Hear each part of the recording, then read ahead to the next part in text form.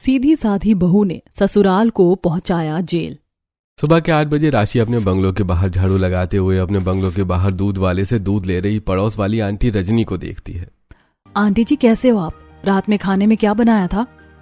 मैं अच्छी हूँ राशि बहू, और रात के खाने में राजमा चावल बनाए थे जो अभी भी रखे, तो कहे तो लाकर दे दूं। राशि की सास प्रभा हॉल में बैठी उन दोनों की बातें सुनती है। राशि बहू, मेरा चश्मा नहीं मिल रहा है, ढूंढ दो ना आके। ठीक है मम्मी जी, अभी आई। राशि तुरंत हॉल में अपनी सास प्रभा के पास पहुंचती है और देखती है कि चश्मा उसने लगाया हुआ है। मम्मी जी, चश्मा तो आप लगाए हुए हैं। प्रभा चश्मा उतारती और चश्मे को देखती हुई, अरे हाँ बहू, मैं भूल गई थी, अब आ ही गई है तो मेरे लिए बढ़िया सा नाश्ता बना दो। अपनी सास की बात मानकर राशि किचन में जाकर चाय बनाने लगती है। उसी दिन शाम को राशि देखती है कि मोहल्ले की कुछ औरतें रजनी, आरती, सीमा सब्जी वाले भोला के ठेले के पास खड़ी सब्जी खरीद रही हैं और कुछ खुसुर फुसुर कर रही हैं। भैरव का परिवार पहले इतना अमीर नहीं था, वो तो अभी अभी अमीर हुए। जिस बंगले में अभी ये लोग रहते हैं उसमें पहले रमेश जी का परिवार रहता था, फिर अचानक एक एक करके वो सभी गायब हो गए और फिर भैरव का परिवार रहने लगा। राशि उनकी बातें सुनती है और फिर उनके पास जाकर, आप मेरे ससुराल वालों के बारे में क्या बातें कर रहे हो? मुझे भी तो बताओ। तुम्हें नहीं पता तुम्हारे ससुराल वाले कैसे हैं? तुम बहुत सीधी सादी हो, बहुत भोली भाली हो बहू। राशि का ससुर भैरव बंगलों की बालकनी में खड़ा उनकी बातें सुनता है और फिर, बहू मेरी जुराबें नहीं मिल रही हैं, आकर ढूंढ दो ना। अपने ससुर की बात सुनकर राशि जब तक हॉल में जाती है तब तक घर भैरव भी वहां पहुंच चुका होता है। राशि ध्यान से देखती है तो उसे समझ आ जाता है कि भैरव ने जूते भी पहने हुए हैं और जुराबें भी। पापा जी, आपने तो जुराबें पहनी हुई हैं। भैरव अपनी जुराबें देखता है और फिर, अरे हाँ बहू, मैं तो भूल गया था। पापा जी, आप भी ना बढ़ती उम्र के साथ भुलक्कड़ होते जा रहे हैं। हाँ बहू, अब अंदर आ ही गई हो तो एक काम करो ना, मेरे लिए गर्मा गर्म चाय बना दो। अपने ससुर की बात मानकर राशि किचन में चाय बनाने चली जाती है। राशि बहुत ही सीधी सादी थी, जिस वजह से वो अपने सास ससुर की हर बात बिना किसी सवाल और बिना सोचे समझे मान लेती थी। वो सिर्फ अपने ससुराल वालों को खुश देखना चाहती थी। जब उसकी नंद घर पर नहीं होती तो उसके कमरे में जाकर उसके कपड़े प्रेस कर देती और फिर अपनी सास के कमरे में जाकर उनके पैर दबा देती। मम्मी जी, अब आपको कैसा लग रहा है? आप कहो तो मैं आपका सर भी दबा दूं। तभी हॉल में थका हुआ सिर पकड़े बैठा भैरव, अरे राशि बहू, नींबू का शरबत बना दो, और हाँ उसमें शक्कर मत डालना, नमक डालना। मम्मी जी, आपकी मालिश बाद में करूंगी, पहले पापा जी को शरबत बनाकर दे आती हूँ। राशि किचन जाकर शरबत बनाती है और फिर हॉल में जाकर अपने ससुर को शरबत का गिलास पकड़ाई रही होती है कि तभी उसका पति और नंद एक दूसरे के कंधों में हाथ रखे एक दूसरे को सहारा देते हुए घर के अंदर आते हैं और गिर पड़ते हैं। राशि के हाथ से गिलास छूट जाता है। वो दौड़कर उन दोनों के पास जाकर उन्हें उठाती है। क्या हुआ आप दोनों को? ननद जी, आप कॉलेज गई थी ना, और आप तो ऑफिस गए थे, तो फिर अचानक एक साथ घर कैसे आ गए?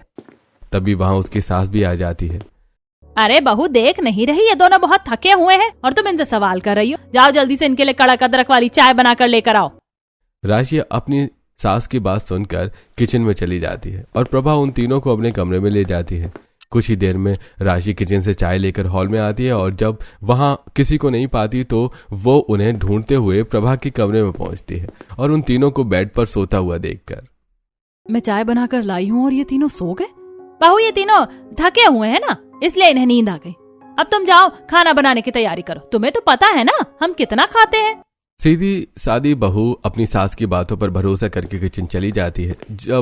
जब से ससुराल आई थी तब से उसने अपने किसी भी ससुराल वाले की बात पर शक नहीं किया था, हर बात पर भरोसा किया था। उसने कभी भी ये नहीं सोचा कि उसके ससुराल वाले उसे धोखा दे सकते हैं या झूठ बोल सकते हैं। एक दिन जब राशि बालकनी में टहल रही थी तभी उसे सुनाई देती है रजनी की बालकनी में खड़ी रजनी और आरती की बातें। ना जाने रश्मि अपने ससुराल को कैसे हैंडल करती होगी, वो कितनी शराब पीते हैं, मंदिर जाने के बहाने बाहर पहुंच जाते हैं।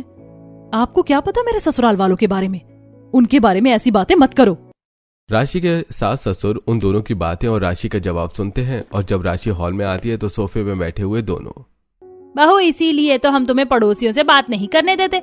हम तुम्हें उनसे बात करने से रोकना नहीं चाहते, तुम जिससे चाहे बात करो। लेकिन हम जानते हैं कि मोहल्ले वाले कैसे हैं। हमें डर है कि वो तुम्हें हमारे खिलाफ भड़का न दे, इसलिए हम तुम्हें उनसे बात करने से किसी न किसी बहाने से रोकते हैं।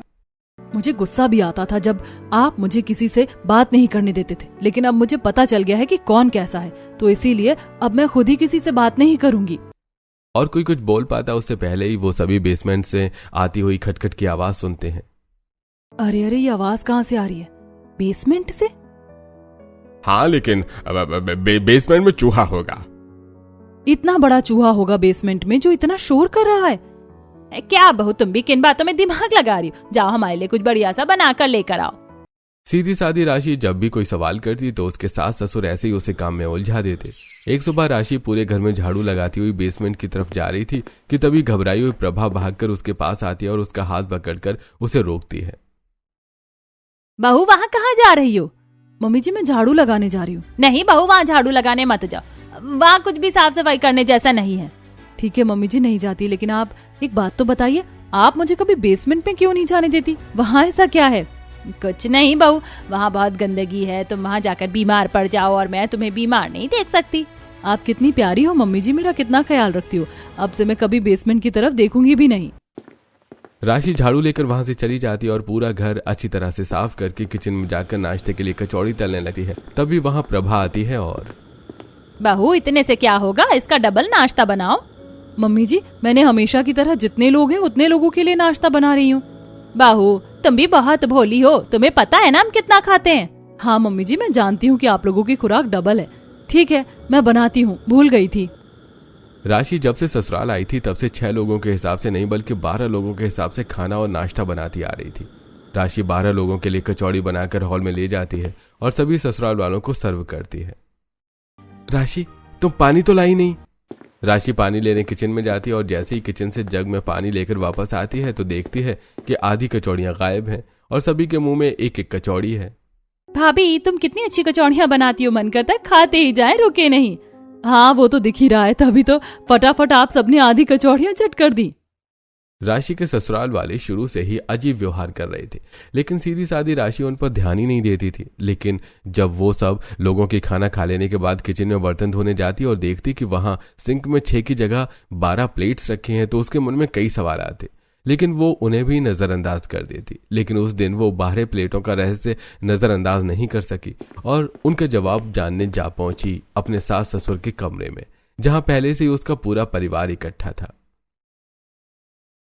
अब हम और ज्यादा इंतजार नहीं कर सकते, मोहल्ले वालों को हम पर शक गहराता जा रहा था। वो तो अच्छा है कि हमारी बहू सीधी सादी है तो उसे हम पर शक नहीं होता, नहीं तो अब तक वो हमें जेल पहुंचा चुकी होती। पापा, ये आप कैसी बातें कर रहे हो?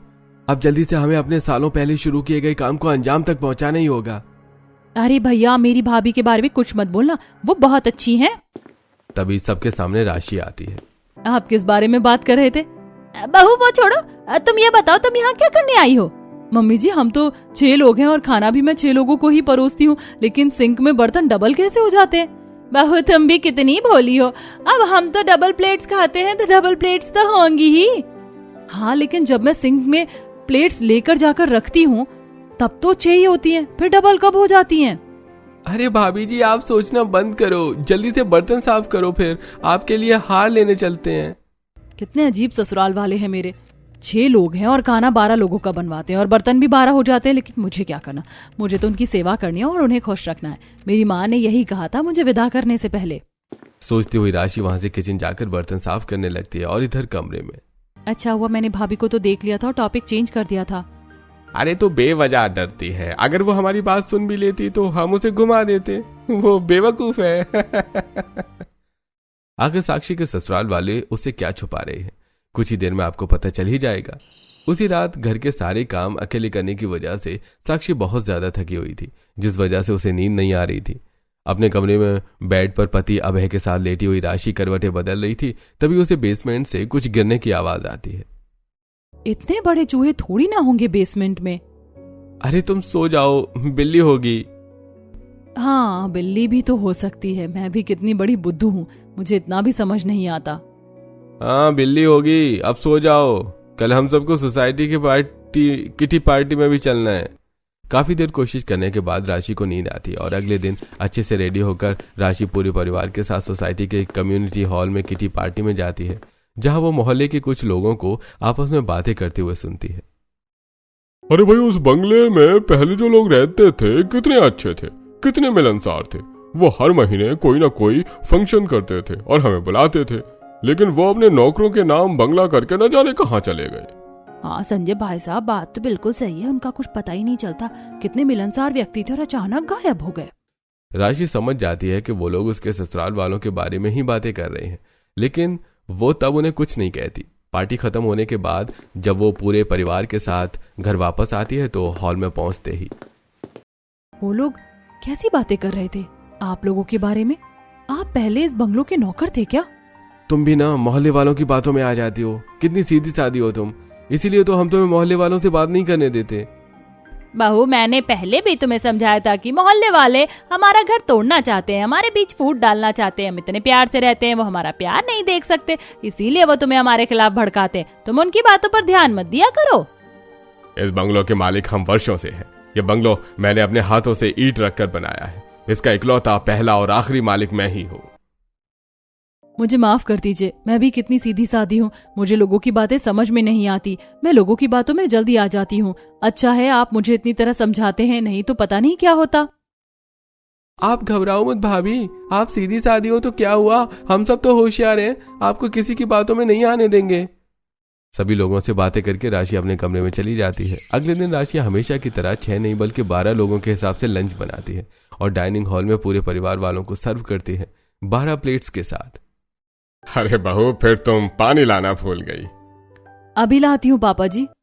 राशि जैसे किचन की तरफ मुड़ती है, प्रभा 6 प्लेट्स और एक बड़े से बर्तन में दाल चावल लेकर बेसमेंट की तरफ जाने लगती है, लेकिन राशि उसे देख लेती है।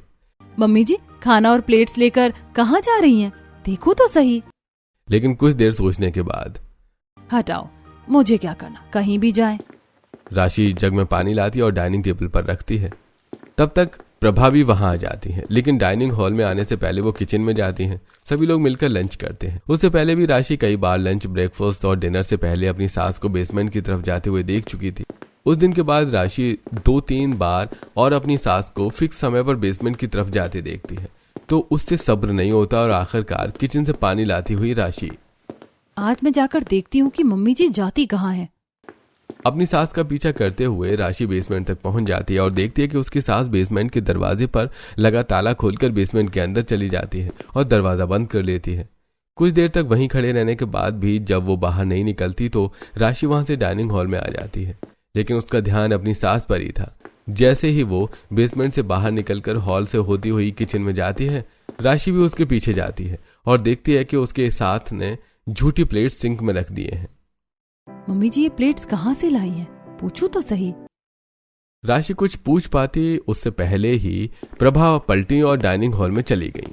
राशि भी डाइनिंग हॉल में जाती है और सब लोगों के खाना खा लेने के बाद और झूठे बर्तन सिंक में ले जाकर धोने के बाद राशि जब वापस हॉल में आती है तो देखती है कि उसकी सास वहीं बैठी हुई है। मम्मी जी, आज फिर बर्तन डबल हुए थे। बहू, तुम जानती तो हो ना हम कितना खाते हैं। अरे मम्मी जी ने मुझसे झूठ क्यों बोला? कारण क्या है झूठ बोलने का? कहीं ये कुछ मुझसे छुपा तो नहीं रही हैं? अब तो देखना ही पड़ेगा कि आखिर बेसमेंट में है क्या, क्योंकि मुझे अब लगने लगा है कि डबल प्लेट्स और डबल खाने का राज बेसमेंट में ही छुपा हुआ है।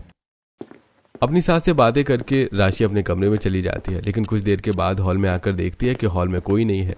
तो मौका पाकर वो बेसमेंट की तरफ जाती है और वहां जाकर देखती है कि बेसमेंट के दरवाजे में लगा ताला लगा हुआ है, लेकिन खटपट की आवाज सुनाई देती है। कोई है? कोई है यहाँ पे? कौन है यहाँ पे? खटर पटर की आवाज के अलावा बेसमेंट से कोई दूसरी आवाज नहीं आती, लेकिन हाँ, उसकी आवाज सुनकर उसके सास, ससुर और नंद वहां पहुंच जाते हैं। बहू, तुम यहाँ क्या कर रही हो? तुम्हें यहाँ किसने आने को बोला था? मुझे लगा यहाँ पे कोई है, इसीलिए देखने चली आई। मम्मी जी को मैंने यहाँ से कई बार प्लेट्स ले जाते हुए देखा है। बहू, तुम्हें याद है एक दिन मैं तुम्हारी सास और अभय बेसमेंट की सफाई कर रहे थे, तो खाना भी नहीं खाया था, तो तुमने अपनी सास को वही झूठे बर्तन ले जाते हुए देखा होगा। पापा जी, मुझे तो ऐसा कुछ भी याद नहीं रहा कि बेसमेंट की सफाई कभी हुई भी नहीं थी।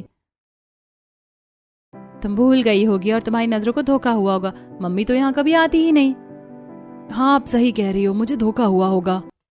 राशि सीधी सादी थी ना, इसलिए वो बहुत ज्यादा सवाल जवाब नहीं कर पाती थी। उसे लगता था कि कहीं वो किसी को हर्ट न कर दे। इसी बात का फायदा उसके ससुराल वाले उठा रहे थे और वो उनकी बातों पर भरोसा भी कर लेती है। लेकिन राशि के भोलेपन की वजह से उसके ससुराल वाले उसे हल्के में ले लेते हैं और लापरवाह हो जाते हैं। एक दिन वो सभी प्रभा और भैरव के कमरे में इकट्ठा थे। काफी दिन हो गए, हम सब कहीं घूमने नहीं गए, आज चलें क्या? नहीं, कहीं ऐसा ना हो कि हमारे न रहने पर बहू बेसमेंट में जाए और हमारा राज खुल जाए। ऐसा नहीं होगा, क्योंकि जो हम बोलते हैं वो हमारी बहू मान लेती है। इसीलिए अब हम जब भी घर से बाहर जाएंगे तो उसे बेसमेंट से दूर रहने का बोलकर जाएंगे। वो हमारी मानेगी और ऐसा ही करेगी, और बेसमेंट में खाना भी रखकर जाएंगे। अपने प्लान के मुताबिक वो अभी राशि को बेसमेंट में न जाने की सलाह देकर पार्टी करने चले जाते हैं, लेकिन उनकी बदकिस्मती उन सबको एक साथ घर से बाहर जाते हुए मोहल्ले के लोग देख लेते हैं। ससुराल वालों के घर पर रहने पर साक्षी घर के साफ सफाई कर रही होती है, तभी उसके पड़ोसी आरती, सीमा और संजय आते हैं। आप मेरे ससुर जी के बंगलों में क्या कर रहे हैं? मेरे ससुराल वालों ने सख्त मना किया है कि मैं बंगलों में पड़ोसियों को ना आने दूं। आप जाओ यहाँ से। तुम्हारे ससुराल वाले तुमसे झूठ बोल रहे हैं, ये बंगला उनका है ही नहीं। तुम्हारे ससुराल वाले तो यहाँ नौकर हुआ करते थे। ये बंगला है चंपा और रमेश जी का। भाई तुम्हारी सास यहाँ झाड़ू पोछा करती थी। तुम्हारे ससुर ड्राइवर थे, तुम्हारा पति छोटे मोटे काम किया करता था। इस बंगलों में चंपा और रमेश जी अपने 2 बेटे और बहुओं के साथ रहा करते थे। फिर न जाने कैसे धीरे धीरे एक एक करके वो अभी यहाँ से गायब हो गए, और तुम्हारे सास ससुर अपने पूरे परिवार के साथ यहाँ रहने लगे। उसके बाद तुम यहाँ बहू बनकर आई। अब चंपा और उसके परिवार का कुछ पता नहीं चलता। कुछ लोग तो कहते हैं कि वो लोग अभी भी इसी बंगलों में ही हैं। तुम्हारे ससुराल वालों ने उन्हें बेसमेंट में कैद करके रखा है। उन लोगों की बातें सुनकर राशि को सोचने लगती है और कुछ याद करती हुई, हाँ, बेसमेंट से आवाजें तो आती हैं मुझे। तो अब तो तुम्हें तुरंत पुलिस को इन्फॉर्म करना चाहिए, वो लोग वहीं कैद होंगे। मैं आप लोगों की बातों में आकर अपने ससुराल वालों के खिलाफ इतना बड़ा कदम नहीं उठा सकती। हो सकता है ये मेरे मन का वहम हो। ठीक है, तुम्हें जैसा ठीक लगे वैसा करो। हम बहुत दिनों से तुम्हें ये बात बताना चाहते थे, लेकिन तुम्हारे सास ससुर तुम्हें हमसे बात नहीं करने देते थे। आज मौका पाकर तुम्हें बता दिया, अब हम यहाँ से जा रहे हैं। इतना बोलकर वो सभी वहां से अपने घर चले जाते हैं, लेकिन उनकी कही बात राशि के दिमाग में घूमती रहती है और आखिरकार वो बेसमेंट में जाकर दरवाजे पर लगा ताला तोड़कर अंदर अंदर चली ही जाती है। बेसमेंट के अंदर बहुत अंधेरा था। यहाँ तो बहुत अंधेरा है। राशि दीवार पर लाइट का स्विच ढूंढती है। जैसे ही उसे स्विच मिलता है वो स्विच ऑन कर देती है और रोशनी पूरे बेसमेंट में फैल जाती है। राशि चारों तरफ नजर घुमाती है तो उसे दिखते हैं कुछ टूटे फूटे फर्नीचर और चंपा, रमेश और उनका पूरा परिवार, जिनके शरीर पर घाव के निशान थे और उनके शरीर की हड्डियां साफ दिखाई दे रही थी। वो सभी रस्सियों से बंधे हुए थे और उनके मुंह पर टेप लगा हुआ था। ये सब कौन है और इन्हें यहाँ किसने बांधा होगा? राशि तुरंत भागकर उनके पास जाती है और उन्हें रस्सियों और टेप से मुक्त करती है। तुम कौन हो और हमारे साथ क्या करने वाली हो? अरे तुम हमारे साथ चाहे जो करो, लेकिन हम प्रॉपर्टी के कागजात पर साइन नहीं करेंगे। मतलब मोहल्ले वाले बिल्कुल सही कह रहे थे, तो अब मुझे पुलिस को इन्फॉर्म कर ही देना चाहिए। तुम पुलिस को क्यों बुला रही हो? आप सब घबराइए मत, मैं आपकी मदद कर रही हूँ। राशि तुरंत पुलिस को उनकी जानकारी देती है और उन सभी को सहारा देकर बेसमेंट से हॉल में ले जाकर सोफे पर बिठाती है और उनके लिए किचन से चाय और कुकीज लेकर आती है। सभी कुकीज ऐसे खाते हैं जैसे सालों से भूखे हों। तुम कौन हो और हमारी मदद क्यों कर रही हो? मैं राशि हूँ। अगर मुझे पता होता कि बेसमेंट में आप लोग कैद हो तो मैं बहुत पहले आप लोगों की मदद करती, लेकिन देर से ही सही। मुझे आप लोगों के बारे में पता तो चला। आप लोगों के साथ मेरे ससुराल वालों ने क्यों किया था ऐसे? तब तक वहां पुलिस वाले हरीश, रूबी, नेहा और अब अनुपमा वहां पहुंच जाते हैं और राशि के बंगलों के बाहर खड़ी पुलिस वैन देखकर उनके पड़ोसी भी बंगलों के अंदर आ जाते हैं और फिर चंपा और उसका पूरा परिवार उन सभी से अपनी आप बीती सुनाता है। प्रभा और भैरव हमारे यहाँ नौकरी किया करते थे। प्रभा हाउस मेड थी और भैरव ड्राइवर। वो हमारे बहुत पुराने नौकर थे और हमारा भरोसा जीत लिया था। अरे बस इसी बात का फायदा उठाकर उन्होंने हमारे बीच फूट डालने की कोशिश की। भैरव जब मुझे ऑफिस ले जा रहा था तो कार की स्टीयरिंग संभाले भैरव बैक सीट पर बैठे रमेश की तरफ देखता है और साहब आप बुरा ना मारो तो छोटा मुंह बड़ी बात कहूं आपसे। हाँ हाँ कहो ना, मैं भला तुम्हारी बात का बुरा क्यों मानूंगा। अरे साहब मैंने परसों आपके दोनों बेटों को आपस में बातें करते हुए सुना था। वो दोनों प्रॉपर्टी और बिजनेस को बेच कर किसी फॉरेन कंट्री में सेटल होने वाले हैं। ये तुम क्या कह रहे हो? मुझे अपने बेटों पर पूरा भरोसा है, वो ऐसा कभी नहीं कर सकते। अरे तो साहब क्या आपको मुझ पर भरोसा नहीं है? आपको लगता है कि मैं झूठ बोलूंगा? नहीं नहीं भैरव, मुझे तुम पर भरोसा तो है, लेकिन तुम्हारी कही बात पर मुझे यकीन नहीं हो रहा। अरे तो ठीक है, घर चलकर खुद उनकी बातें सुन लीजिए। बोलता हुआ भैरव कार घर की तरफ मोड़ लेता है।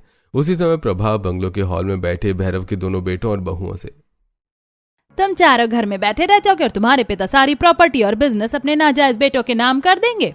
ये तुम क्या कह रही हो प्रभा आंटी? मैंने जो अपने कान से सुना है वही तुम्हें बता रही हूँ। क्या सुना आपने? कल बड़े साहब किसी से फोन पर बात कर रहे थे कि प्रॉपर्टी के सारे पेपर्स रेडी हो गए हैं, बस उनके साइन करने की देर है। प्रभा आगे कुछ बोल पाती उससे पहले ही भैरव और रमेश वहां पहुंच जाते हैं। घर पहुंचने से पहले ही भैरव रमेश को भड़का चुका था। रमेश अपने दोनों बेटे और बहुओं की तरफ देखता है और अपने कमरे में जाकर प्रॉपर्टी के पेपर्स ले आता है। मैं तुम्हें तुम्हारे मकसद में कामयाब कभी नहीं होने दूंगा। इसका मतलब चंपा आंटी बिल्कुल सही कहती थी, हम भी आपको आपके मकसद में कामयाब नहीं होने देंगे पापा। बात बिगड़ती देखकर भैरव बीच में आता है और, अरे शांत हो जाओ, बाप बेटे इस तरह लड़ते हुए अच्छे नहीं लगते। किसी भी समस्या का हल बातचीत से निकाला जा सकता है। प्रभा तुम जाओ, सबके लिए कोल्ड ड्रिंक ले आओ। चंपा भी वहां शोर सुनकर पहुंच चुकी थी। प्रभा किचन में जाती है और सबके लिए कोल्ड ड्रिंक लाती है और सबको पीने को देती है।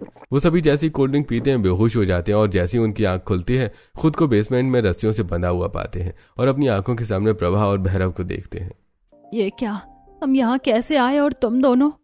तभी वहां भैरव के दोनों बेटे रोहन, अभय और उनकी बेटी साक्षी प्रॉपर्टी के पेपर्स लेकर आती है।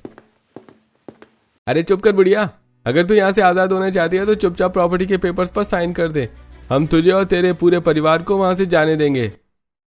अभय की बात सुनकर वो सभी हैरानी से उन्हें देखते रह जाते हैं। चंपा और उसका पूरा परिवार हॉल में पुलिस वालों, राशि और मोहल्ले के लोगों के सामने ये बात बताते हुए रो पड़ता है। उसने हमें बताया कि उनकी नजर हमारी प्रॉपर्टी पर थी, इसलिए उन्होंने हमें भड़काया ताकि मैं प्रॉपर्टी के पेपर तिजोरी से बाहर निकाल सकूं और वो अपनी चाल को अंजाम दे सके। उन्हें प्रॉपर्टी अपने नाम करवानी थी किसी भी तरह से, इसीलिए वो हमें जिंदा रखे हुए थे। चंपा और रमेश सभी से सच्चाई बता ही रहे थे कि तभी प्रभा, भैरव और उनके बेटे और बेटी वहां पहुंचते हैं। राशि उनकी तरफ इशारा करती है और, इंस्पेक्टर साहब यही हैं वो लोग जिन्होंने लालच में आकर इनके साथ जानवरों जैसा सुलूक किया। चारों पुलिस वाले उनकी तरफ बढ़ते हैं और उनके हाथों में हथकड़ी लगा देते हैं। ये क्या है? आप हमें गिरफ्तार क्यों कर रहे हो? अपनी बहू से पूछो। तभी उन सभी की नजर चंपा और उसके पूरे परिवार पर पड़ती है जो उनकी तरफ घबराया हुआ देख रहा था। ये तुम्हारे कर्मों का फल है जो आज तुम्हें जेल जाना पड़ रहा है। तुम सब यहाँ क्या कर रहे हो? तुम्हें बाहर किसने निकाला? चंपा उनसे सारी हकीकत बताती है। बहू ये तुमने ठीक नहीं किया, तुम तो हमारी सीधी सादी बहू हो। हम तो तुम्हें सीधी सादी समझते थे, लेकिन तुमने आज हमें जेल भिजवा दिया। अरे तुमने हमें बहुत बड़ा धोखा दिया है, हमें तुमसे ऐसी उम्मीद बिल्कुल भी नहीं थी। मुझे माफ कर दीजिए, मैं आपके साथ ऐसा करना तो नहीं चाहती थी। मैं आप सबको बहुत शरीफ समझती थी, लेकिन जब मुझे आपकी हकीकत पता चली तो मजबूरी में मुझे ऐसा करना पड़ा। आपने बेगुनाह लोगों को लालच में आकर तकलीफ दी है, उन्हें परेशान किया है। आपको अपने किए की सजा मिलनी ही थी। बहू अब चाहे तुम जो भी कहो, तुमने हमें धोखा दिया है, तुम्हें भी तुम्हारे कर्मों की सजा मिलेगी। मैंने आप सबको आपके किए की सजा दिलवाई है, मैंने कुछ गलत नहीं किया, मुझे बहुत दुख हो रहा है। पुलिस वाले उन सभी को वहां से ले जाने लगते हैं। राशि, पुलिस वालों से कहो ना हमें छोड़ दे, हमें माफ कर दो, हमें हमारी गलती का एहसास हो गया है। अब मैं कुछ नहीं कर सकती और पुलिस वालों को रोकूंगी नहीं। मैं सीधी सादी जरूर हूँ लेकिन बेवकूफ नहीं। वो सभी गिड़गिड़ाते रह जाते हैं, लेकिन पुलिस वाले पहले उन्हें बंगलों से बाहर ले जाते हैं और फिर वैन में बैठाकर पुलिस स्टेशन ले जाते हैं और फिर उन्हें लॉकअप में बंद कर देते हैं। और यहाँ हॉल में इकट्ठा सभी लोग। तुमने ससुराल वालों के खिलाफ जाकर हमारी मदद की और उन्हें जेल भिजवाया। हम तुम्हारा यह एहसान जिंदगी भर नहीं भूल सकते। मैंने आप सब पर कोई एहसान नहीं किया, बल्कि इंसान होने का अपना फर्ज निभाया है। हम सब तुम्हें बहुत सीधी समझते थे और शायद तुम्हारे ससुराल वाले भी, लेकिन सीधी सादी बहू ने ही ससुराल वालों को पहुंचाया जेल। राशि बेटी, तुमने अपने ससुराल वालों के खिलाफ जाकर इंसाफ का रास्ता चुना। भगवान तुम्हारा भला करे। और हाँ, जब तक तुम्हारे ससुराल वाले जेल से बाहर नहीं आ जाते तब तक तुम हमारे यहाँ रह सकती हो। हाँ, सीधी सादी बहू ने ससुराल वालों को जेल तो पहुंचा दिया, लेकिन आप सबको तो पता ही होगा कि उसने ऐसा क्यों किया। आखिर इंसानियत और कर्म नाम की भी कोई चीज होती है।